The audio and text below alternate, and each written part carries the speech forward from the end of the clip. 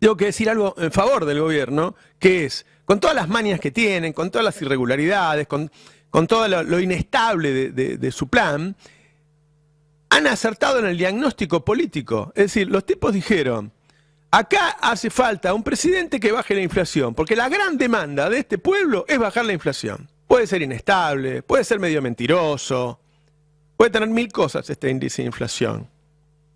Pero que claramente es un acierto político haber tomado como absoluta prioridad la baja de la inflación, a mí me parece que no cabe duda. Cuando deja de haber déficit, entre las cosas buenas que suceden, es que los bancos ya no tienen que financiar al Estado y le quedan pesos. Yo ayer fui a comprar ropa.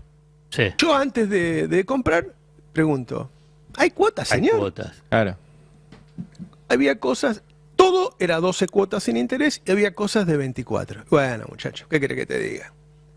Eso es porque los bancos, en vez de financiar al Estado, tienen que hacer algo con la guita y te empiezan a financiar a vos. Hacen un acuerdo con la tienda, la forma de intereses se lo pagarán de otra manera, y vos vas y consumís así. Bueno, eso, tiene que haber una autocrítica, porque si el peronismo quiere seguir haciendo siempre las mismas cosas, Bueno, muchachos, yo te voy a decir una cosa. Lo que yo creo que va a pasar el año que viene es que en vez de tener 12 cuotas para la ropa vas a tener 36 y que vas a tener crédito hipotecario. Y andá a buscarla y sacá del medio cuando haya crédito hipotecario. Con gobernadores que van a hacer campaña por el oficialismo nacional. O sea, si no hay una autocrítica, seguimos diciendo, no, está equivocado en todo, está estabilizando un proyecto horrible, porque es un proyecto que excluye, pero de una manera muy cruel, porque excluye al hambre. No es que te saca y dice, bueno, ahora vas a ser pobre. No, no, te saca y te vas a cagar de hambre y no vas a poder tener nadie que te atienda si te descompones porque no va a haber hospitales públicos. Es un proyecto terriblemente malo, pero que está rumbo a una estabilidad que va a conformar a la cantidad suficiente de electores como para que lo voten al menos en 2025. ¿Puedo agregar una dimensión?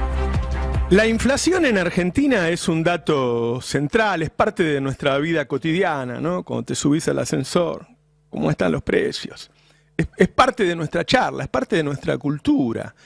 Y ha definido el panorama electoral prácticamente todas las veces. Pocas veces se habló de otra cosa, no sé, a la salida de la dictadura, por ahí. Pero si no, el tema de los precios define todo. Y define las preocupaciones tuyas. Es difícil pensar en otra cosa si no te alcanza la guita para comprar lo básico. Y esa inflación, ese número, viene bajando desde hace varios meses. Ahora, cuando uno habla con la gente dice que no baja, que no es lo que están percibiendo. Y la verdad que tiene algunas explicaciones esa diferencia entre el índice de inflación y lo que vos percibís, no sentís, lo que vos percibís. Antes que nada hay que decir que, ¿cómo se mide la inflación? Bueno, el INDEC hace una encuesta de en qué gastamos los argentinos. Entonces, bueno, yo gasto en alquiler, en despensas, en comida, en artículos de limpieza, en los servicios, en recreación.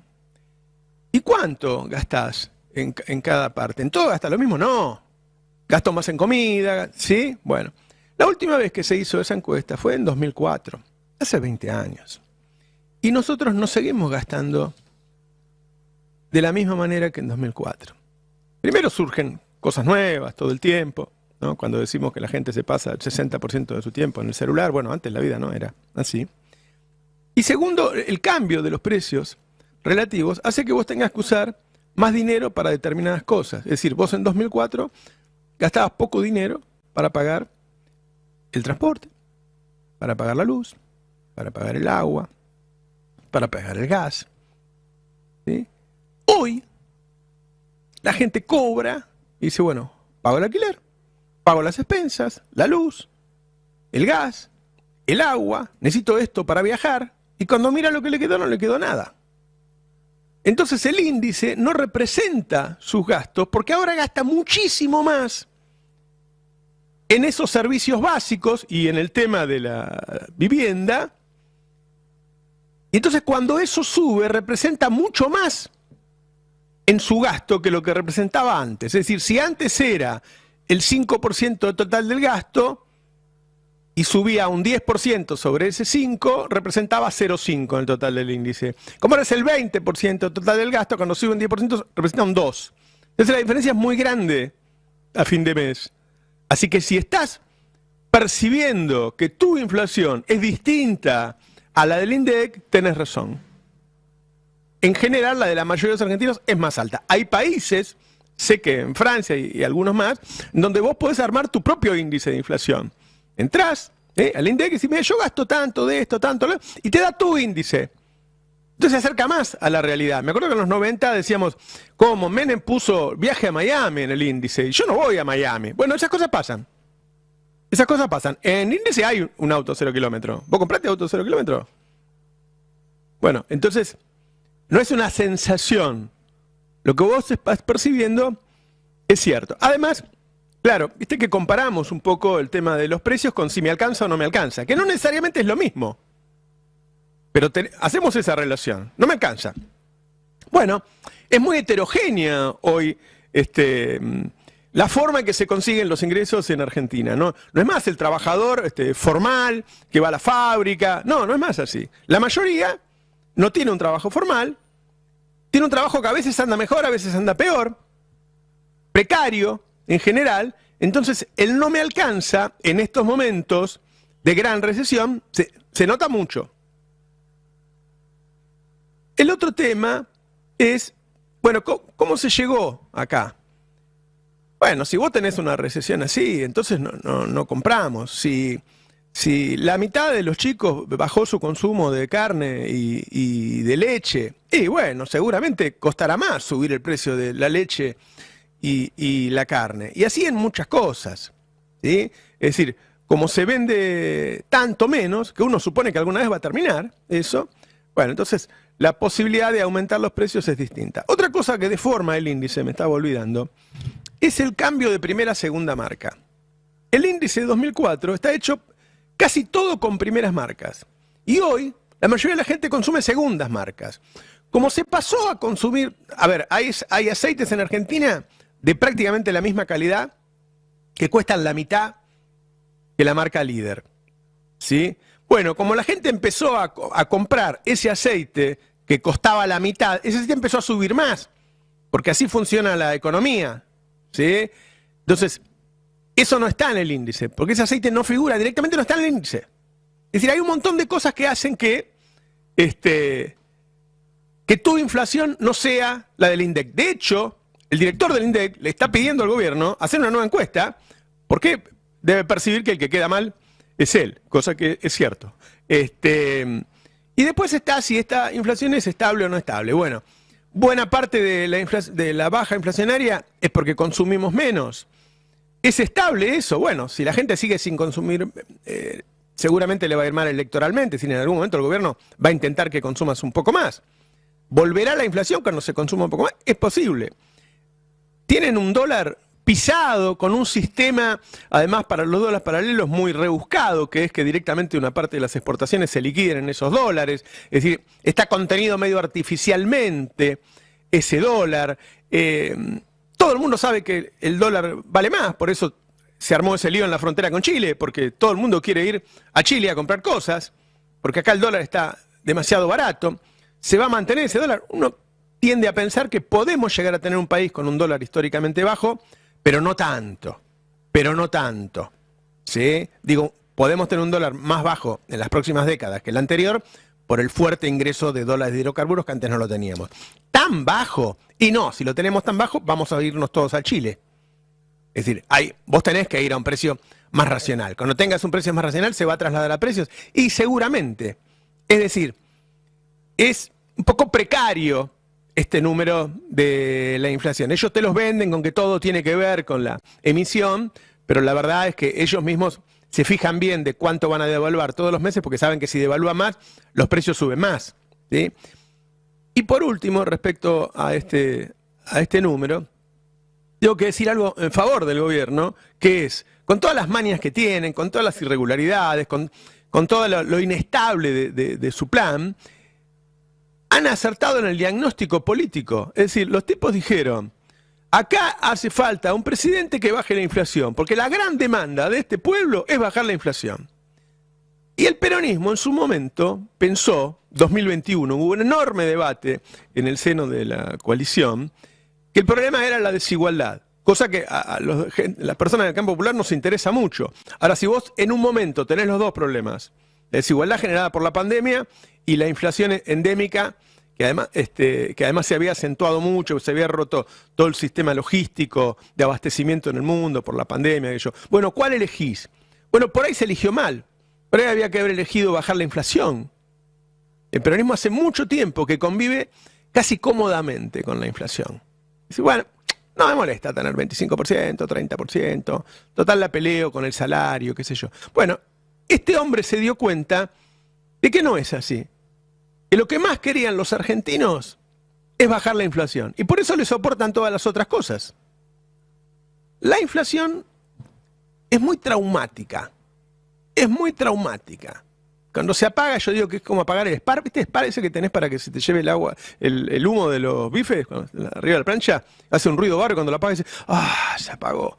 Bueno, cuando termina la inflación, hay una sensación de alivio. Porque ya sabes, podés controlar, podés decir, bueno, gano tanto, me alcanza para tanto. El mes que viene no cambia.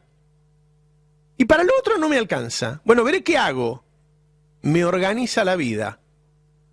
Entonces, puede ser inestable, puede ser medio mentiroso, puede tener 1000 cosas este índice de inflación.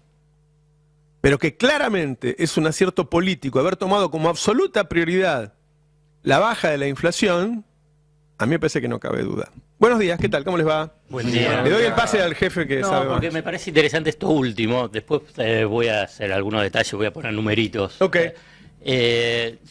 Porque es claro que es un triunfo político. Un triunfo político, bajar la inflación y ese recorrido. La pregunta que vos estabas planteando, digamos, los gobiernos nacionales populares, el peronismo, que dice, bueno, lo importante es el tema de que el salario acompañe la inflación, entonces, bueno, tenés inflación, pero el salario acompaña, el tema de la desigualdad.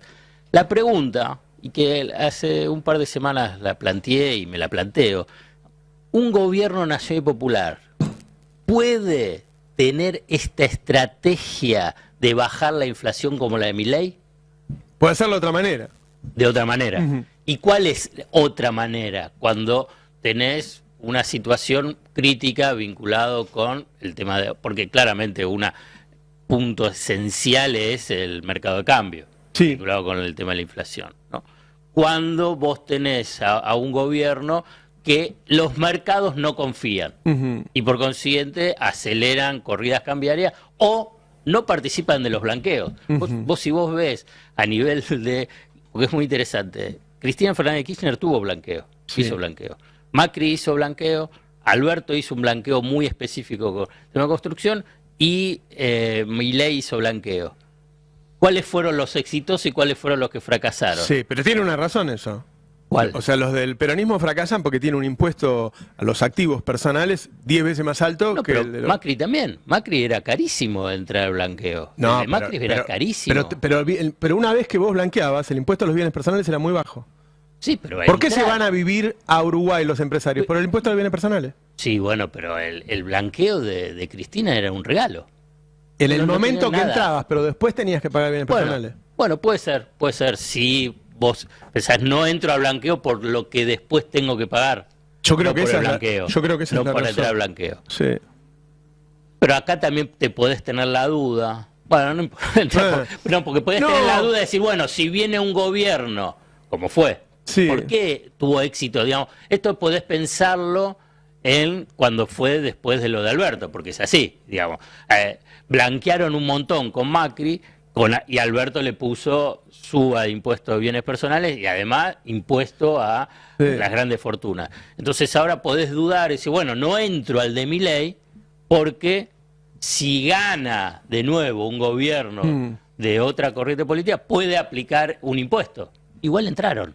Hay una lectura de que, entraron con más dinero acá, pero el volumen total del blanqueo es menor que el de Macri. Bueno, pero porque Macri fue el segundo más importante de todo el mundo, claro, de toda la historia. En ese momento se creía que Macri se iba a quedar y los tipos confiaron que la baja del impuesto de bienes personales era sostenible. Hoy el blanqueo fue por mucha menos guita, lo que pasa que con buen tino este equipo económico dijo, no, a mí lo que me interesa es que la traigan porque yo necesito dólares. Que estén acá. Y ahí jugó bien. Yo lo que digo, yo hablé con Massa sobre lo que iba a hacer con la inflación en ese momento, qué sé yo. Él iba a hacer un ajuste. Y él iba en el primer año a bajar el gasto. Es decir, iba a generar recesión. No esta bestialidad. Claro. Y parte del ajuste lo iba a descargar sobre el sistema empresario. Es decir, iba a bajar las importaciones, porque iba a hacer un ajuste, claramente. Iba a bajar la emisión, bueno, todas las razones que te pide el mercado, que vos tenés que hacer todos los deberes para hacerlo. No iba a desfinanciar el Garrahan, no iba a dejar de entregar comida. Y si vos en un primer año haces un ajuste, pero no eso se discutió mucho, vos sabés, en 2021 también se discutió mucho después de la derrota electoral, hay que hacerlo, no hay que hacerlo. A mí me parece, yo lo discuto con todos, lo discuto hoy mismo con Axel Kicillof, cuando él dice, ningún tipo de emisión genera inflación. Y yo digo, mira, yo conozco a todos los dueños de las grandes empresas del país porque fui distribuidor de muchos de ellos muchos años. Y ellos creen que sí. Y Axel me dice, yo creo que no. Sí, pero lo que hacen los precios son ellos, no vos. Entonces, ahí se complica la discusión. Te planteo en forma esquemática. Sí. Vos hoy tenés 50 y 50. 50% apoya al gobierno, 50% no lo apoya al gobierno, ¿no? Y esta estrategia de bajar la inflación lo que consigue es que gran parte de ese 50 que no lo apoya dice, bueno, tiene éxito, qué sé yo. Pero es un ajuste fenomenal. Un gobierno nacional y popular también, digamos, tiene ese 50 y 50. El 50 que no lo apoya, aunque baje la inflación, no lo va a apoyar. Digamos, al antiperonismo. El otro 50, si haces políticas de ajuste, se te va. Se te va.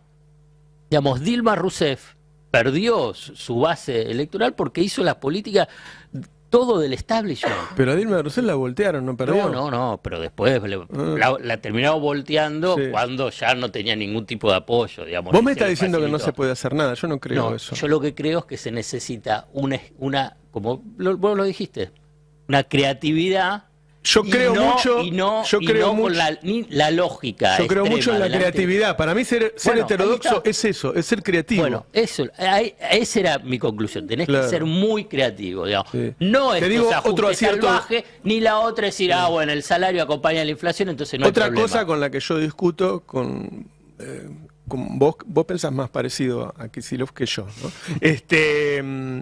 Que es cuando deja de haber déficit entre las cosas buenas que suceden, es que los bancos ya no tienen que financiar al Estado y le quedan pesos. Yo ayer fui a comprar ropa. Sí. Una vez por año voy, me dedico ¿Para la mí? tarde. No, para mí. Y yo antes de comprar, pregunto, ¿hay cuotas, señor? Hay cuotas. Claro. Había cosas, todo era 12 cuotas sin interés y había cosas de 24. Bueno, muchachos, ¿qué querés que te diga? Eso es porque los bancos, en vez de financiar al Estado, tienen que hacer algo con la guita y te empiezan a financiar algo. Hacen un acuerdo con la tienda, la forma de intereses se lo pagarán de otra manera, y vos vas y consumís así. Bueno, eso, tiene que haber una autocrítica, porque si el peronismo quiere seguir haciendo siempre las mismas cosas, bueno, muchachos. Yo tengo una mirada un poquito más cínica del devenir ya político, sé. ¿no? ¿Más? Cínica. Ni siquiera hace falta Es que un lo negocio, ahora dice, es un negocio. Bueno, en parte es difícil desarmarle el negocio a los bancos si vos estás patrocinado por bancos. Y eso pasa en el campo nacional y popular. Hay dirigentes patrocinados por bancos que cuidan el negocio de sus patrocinantes, naturalmente. Y eso pasó también. Por eso era tan difícil de desarmar las sucesivas bolas que iban teniendo distintos nombres, ¿no? LELIC, LEVA, compañía. No es que no exista ahora hay otro tipo de negocio financiero del cual no participan pura y exclusiva y solamente los bancos, sino que participan otros actores y se ha diversificado un poquito más. De todas formas, el sistema financiero sigue siendo el beneficiario directo de las políticas públicas, cosa que tampoco ha cambiado gran cosa en los últimos, no sé, última década, último lustro, pónganle la temporalidad que quieran. ¿Por qué yo creo que el gobierno, y ahí pongo un matiz con lo que decías, Alfredo, hoy celebra por partida triple? Es decir, es una celebración muy enfática la del gobierno, incluso obscena, ¿no? Recién usábamos una figura obscena, poco elegante, pero bailan desnudos en la 9 de julio, digamos. ¿Por qué? Qué suerte que cambió por dentro. Cambié. Sí. Usé una figura más elegante. Lo puso diplomático. Lo puse más diplomático. ¿Pero por qué? Bueno, ayer anotaron 2 triunfos en el Congreso, anotaron un triunfo en el área... Eso ayuda a los mercados lo que pasó en el Congreso. ¿No ayuda? Ayuda, sí, Ayuda, claro. Ayuda. Y además anotaron el triunfo de... que es el corazón de la propuesta electoral de Milei, de la baja o de la desaceleración de la inflación. A tal punto estaban eufóricos que Milei redobló la apuesta con el tipo de cambio. Al final del día, en una reunión Dijo con que empresarios, va a bajar al 1 dijo que si esto sigue así, el crawling va a bajar del 2 al 1, la actualización del tipo de cambio va a bajar del 2 al 1, con lo cual se va a apreciar más el peso. Y se dio la llamada con Trump, que lo tenía un poco nervioso. Bueno, y se dio la llamada con Trump. Es decir que... Pero y no solo eso, sino que en los anuncios que están haciendo Estados Unidos, ellos los están leyendo como Estados Unidos nos está copiando y nos está siguiendo nuestro ejemplo. Entonces Esa es la bajada ahí lo que disiento en la lógica cínica que yo hoy observo, con la lógica cínica que observo la política, es en la idea de que se le van a ir sus electores. Yo no, creo que a él no. No, al peronismo. al peronismo. Si el peronismo hace un ajuste, se van los electores. Sí, bueno, pero vos no podés pierde hacer un gobierno que solo da buenas noticias. Vos no podés tener una guerra en donde el gas licuado multiplica por 10 su precio y no decir, muchachos, che, tenemos que hacer un esfuerzo durante los próximos 3 meses, apaguen la luz, apaguen la estufa, qué sé yo. A veces hay que decirle a la gente, mirá, hay un problema que es externo y que es culpa nuestra. Yo te voy a decir una cosa, lo que yo creo que va a pasar el año que viene es que en vez de tener 12 cuotas para la ropa vas a tener 36 y que vas a tener crédito hipotecario. Y andá a buscarla y sacá del medio cuando haya crédito hipotecario. Con gobernadores que van a hacer campaña por el oficialismo nacional. O sea, si no hay una autocrítica, seguimos diciendo, no, está equivocado en todo, está estabilizando un proyecto horrible, porque es un proyecto que excluye, pero de una manera muy cruel, porque excluye al hambre. No es que te saca y dice, bueno, ahora vas a ser pobre. No, te saca y te vas a cagar de hambre y no vas a poder tener nadie que te atienda si te descompones porque no va a haber hospitales públicos. Es un proyecto terriblemente malo, pero que está rumbo a una estabilidad que va a conformar a la cantidad suficiente de electores como para que lo voten al menos en 2025. ¿Puedo agregar una dimensión?